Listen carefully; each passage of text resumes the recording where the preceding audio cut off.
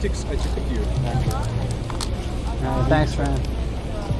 My son is going Yeah, how's it going? How you doing? My son is going to absolutely love this. Yeah, you want to get your son a sticker? Yeah, how much are the stickers? Oh, they're free. Huh.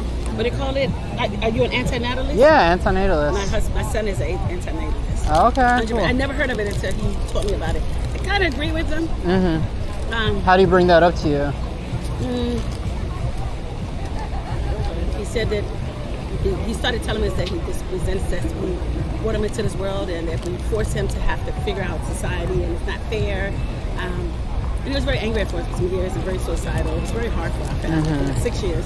He's finally coming out of it in college now, making friends, but he was against it. And I do agree, because at the end of the day, those 6 years, nobody came to visit him. No one checked on him.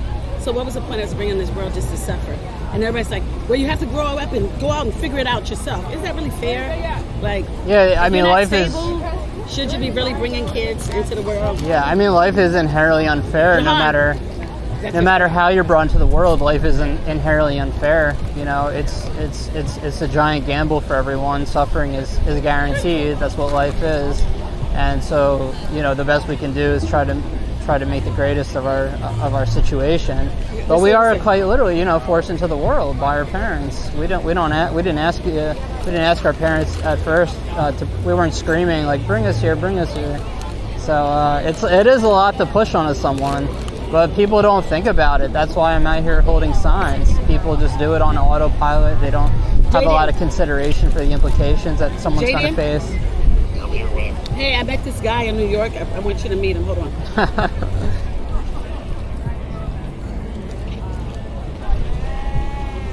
What's your name? Dietz. I'm FaceTiming you, Jaden.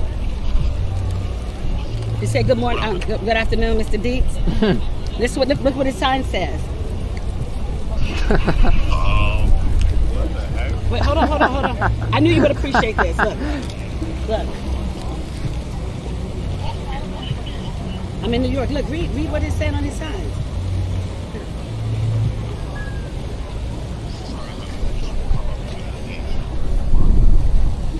Are you reading the signs? Yeah. That's right. So how do you feel about this? I'm just shocked someone else is like, you know, like investing up to like I don't know. I didn't think that someone would be so straight through. Oh, my phone is gonna die. No. No. This is what I would ask my son. If everybody stopped having kids, what would happen to humanity? Wouldn't we end? Yeah, I mean, if that literally happened, but for one, that would never happen, and if we didn't, that would be okay. Right.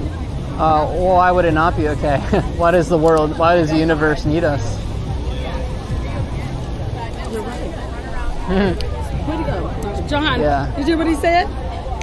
You know, think about it, like a bunch of different animal species go extinct every single day and the world goes on. It would be the same thing if we were to go away. In fact, it would probably be the greatest benefit to the planet that the planet's ever had, because we've been such a destructive force to it. You know? I said, what would happen if everybody stopped having kids? He said, we would cease to exist. Would that be such a bad thing? Because think about it, we've only been around for, you know, so much time, and we don't grieve the days the universe was around before we existed. You know, animals had their freedom. You know, we weren't using them for food and experiments and entertainment and all sorts of things. We weren't destroying their habitat. We're the only species to ever cause pollution. You know, we just create so much problems for ourselves and for others. You know, so. I 100% agree. It was hard for me when my son first told me, but now I understand. Now you're an antinatalist. I am. I feel really sad that I even brought them in the world. I feel like there's so much suffering, and I hate it. As soon as my kids turn 18, everyone's like, okay, they're gonna be on a no, mom, you cannot help them. They have to figure it out. I'm like, I'm 50.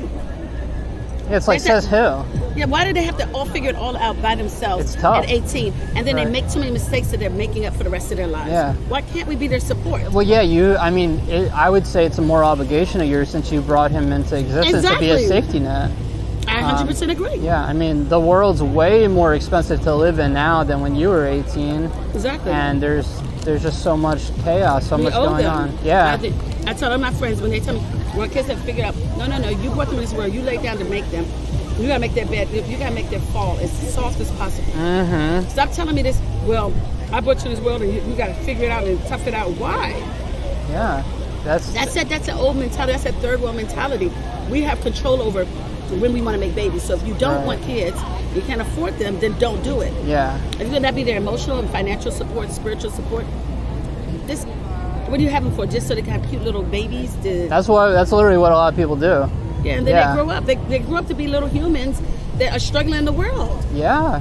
You know, we all have our struggles, and then it's way too inconsiderate to say you're 18, you're on your own. That's just not right. And I tell my kids all the time, don't let people tell you that, because the truth is, the only reason why they say you're an adult at 18 is because they want to send you to war. That's it. It's not that your brain is fully. I mean, if we're going to go into science, you're not a full adult till 25.